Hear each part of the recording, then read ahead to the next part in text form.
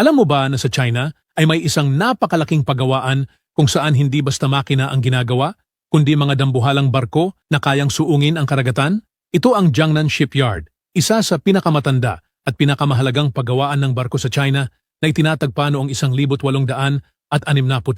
Ngayon, ito ay ganap ng pagmamay-ari ng Estado. Noong 2009, inilipat ang shipyard sa Changsing Island, sa pampang ng Yangtze River, upang bigyang daan ang mas malawak na operasyon. Araw-araw, higit sa 10,000 manggagawa ang pumapasok dito gamit ang mga dekuryenteng bisikleta at shuttle bus. Napakalawak ng lugar, kaya mistulang isang maliit na lungsod ito. Sa paggawaan na ito, ginagawa ang iba't ibang uri ng komersyal na barko, gaya ng mga barkong pangkarga ng mga lalagyan, barkong pantangke ng likidong natural na gas, at mga supertanker, pati na rin ang mga makabagong barkong pandigma.